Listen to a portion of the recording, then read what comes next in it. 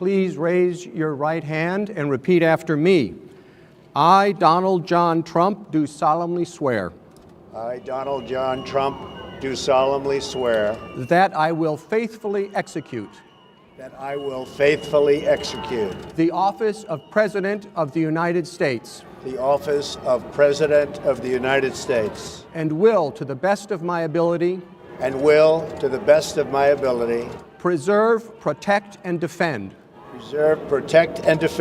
the Constitution of the United States. The Constitution of the United States. So help me God. So help me God. Congratulations.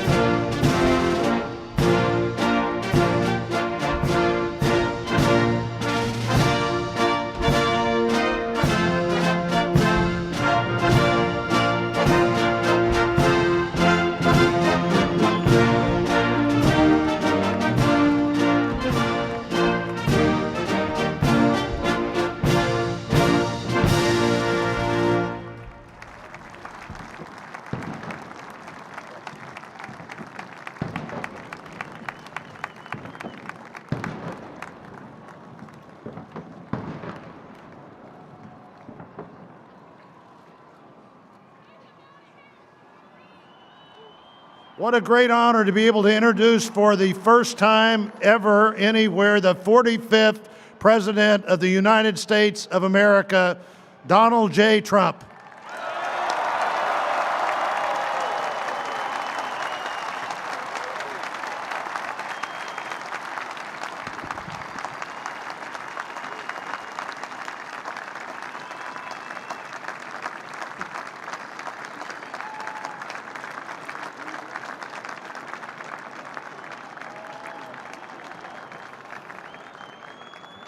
Chief Justice Roberts, President Carter, President Clinton, President Bush, President Obama, fellow Americans, and people of the world, thank you.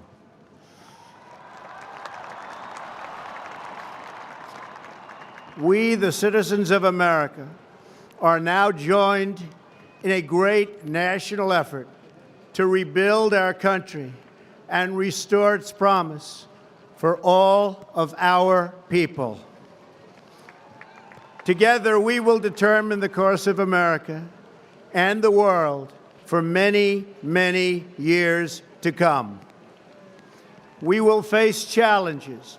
We will confront hardships, but we will get the job done. Every 4 years, we gather on these steps to carry out the orderly and peaceful transfer of power. And we are grateful to President Obama and First Lady Michelle Obama for their gracious aid throughout this transition. They have been magnificent. Thank you.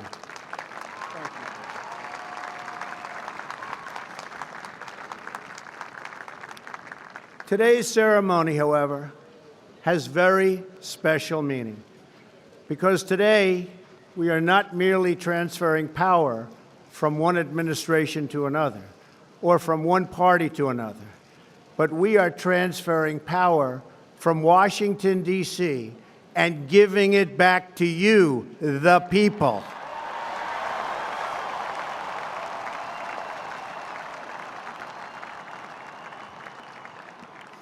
For too long, a small group in our nation's capital has reaped the rewards of government while the people have borne the cost.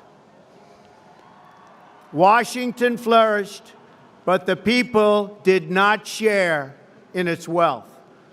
Politicians prospered, but the jobs left and the factories closed. The establishment protected itself, but not the citizens of our country. Their victories have not been your victories. Their triumphs have not been your triumphs.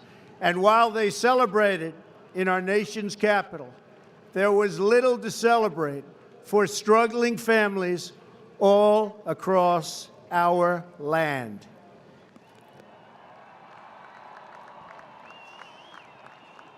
That all changes starting right here and right now, because this moment is your moment. It belongs to you.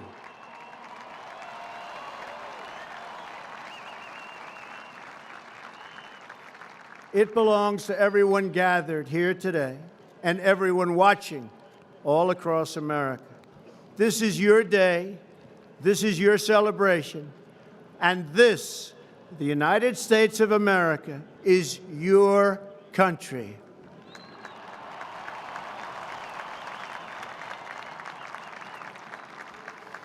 What truly matters is not which party controls our government, but whether our government is controlled by the people. January 20th, 2017 will be remembered as the day the people became the rulers of this nation again.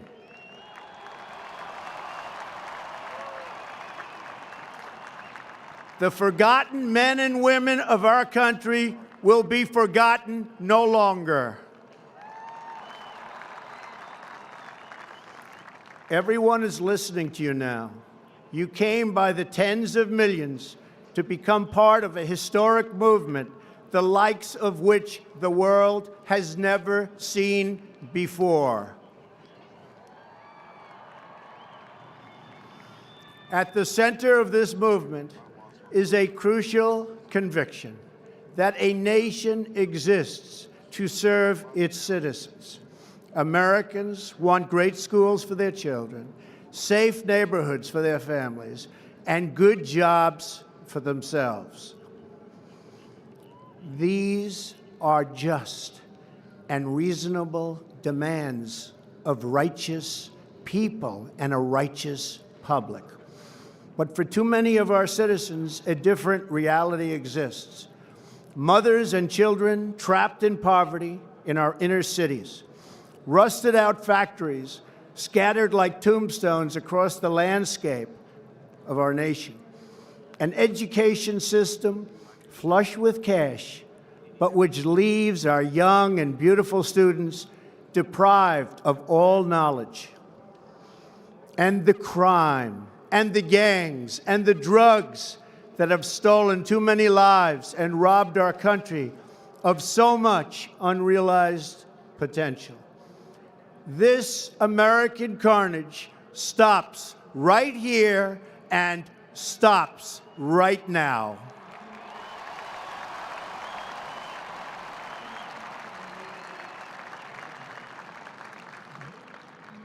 We are one nation, and their pain is our pain. Their dreams are our dreams, and their success will be our success.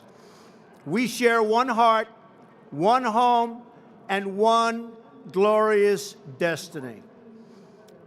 The oath of office I take today is an oath of allegiance to all Americans.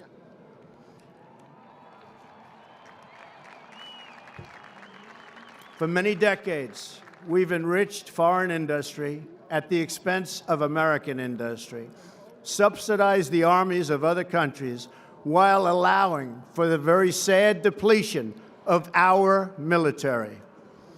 We've defended other nations' borders while refusing to defend our own.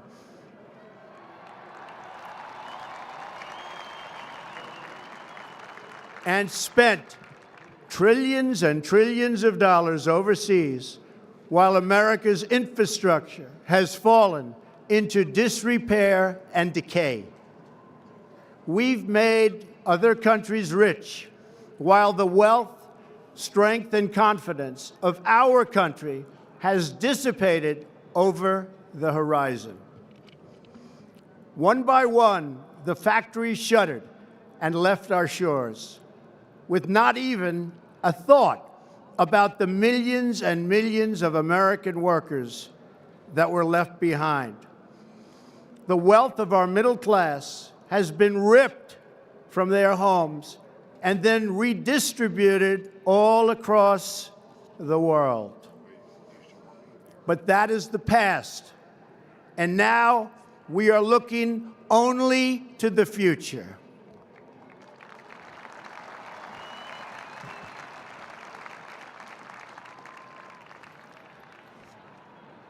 We assembled here today are issuing a new decree to be heard in every city, in every foreign capital, and in every hall of power. From this day forward, a new vision will govern our land. From this day forward, it's going to be only America first. America first.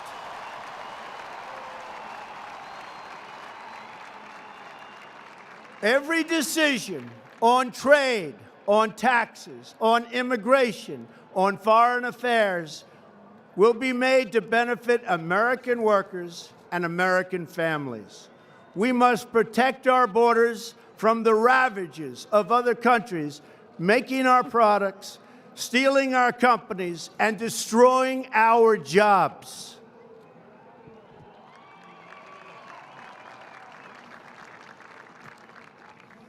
Protection will lead to great prosperity and strength. I will fight for you with every breath in my body, and I will never, ever let you down.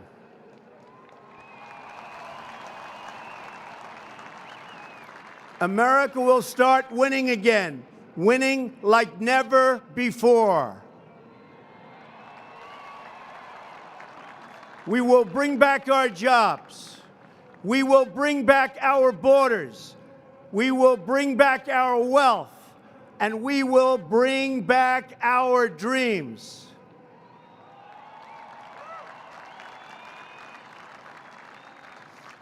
We will build new roads and highways and bridges and airports and tunnels and railways all across our wonderful nation. We will get our people off of welfare and back to work, rebuilding our country with American hands and American labor.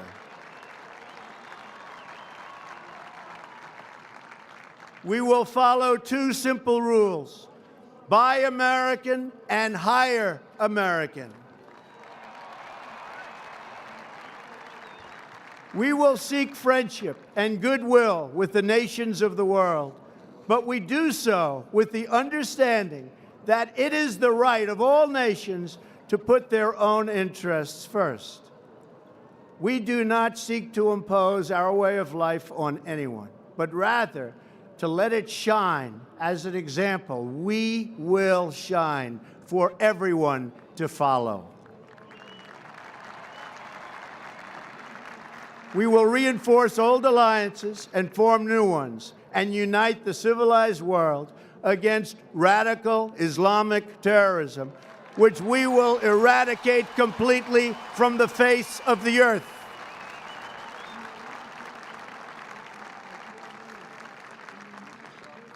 At the bedrock of our politics will be a total allegiance to the United States of America. And through our loyalty to our country, we will rediscover our loyalty to each other. When you open your heart to patriotism, there is no room for prejudice.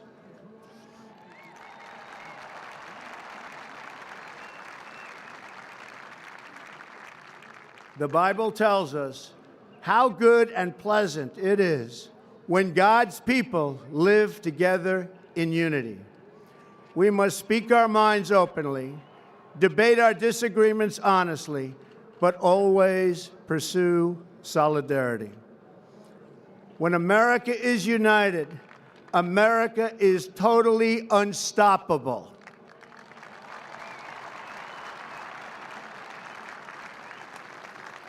There should be no fear. We are protected, and we will always be protected.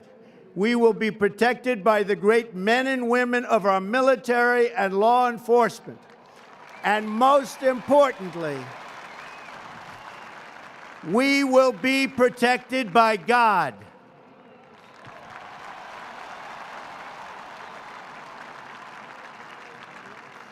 Finally, we must think big and dream even bigger. In America, we understand that a nation is only living as long as it is striving. We will no longer accept politicians who are all talk and no action, constantly complaining but never doing anything about it.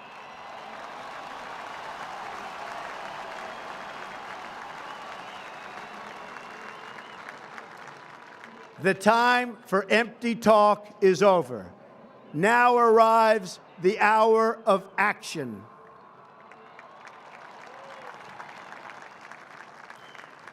Do not allow anyone to tell you that it cannot be done. No challenge can match the heart and fight and spirit of America. We will not fail. Our country will thrive and prosper again. We stand at the birth of a new millennium, ready to unlock the mysteries of space, to free the earth from the miseries of disease, and to harness the energies, industries, and technologies of tomorrow. A new national pride will stir our souls, lift our sights, and heal our divisions. It's time to remember that old wisdom our soldiers will never forget, that whether we are black or brown or white, we all bleed the same red blood of patriots.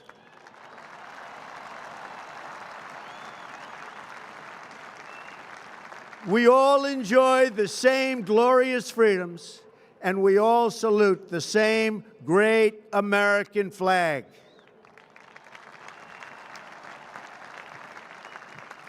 And whether a child is born in the urban sprawl of Detroit or the windswept plains of Nebraska, they look up at the same night sky, they fill their heart with the same dreams, and they are infused with the breath of life by the same Almighty Creator.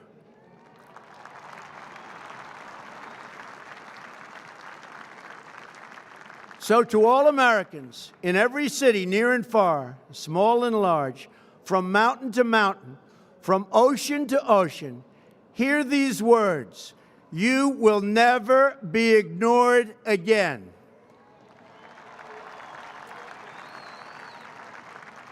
Your voice, your hopes, and your dreams will define our American destiny. And your courage and goodness and love will forever guide us along the way. Together, we will make America strong again. We will make America wealthy again. We will make America proud again. We will make America safe again. And yes, together, we will make America great again. Thank you, God bless you, and God bless America. Thank you. God bless America.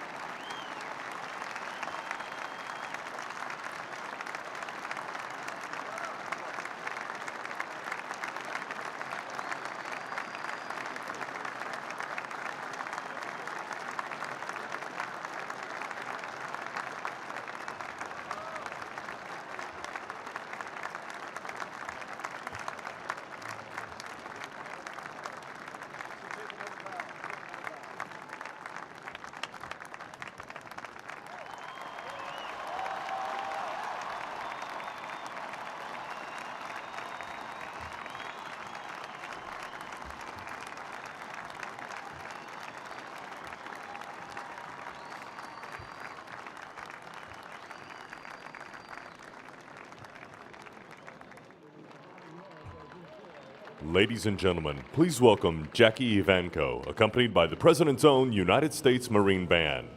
Please stand for the singing of the national anthem.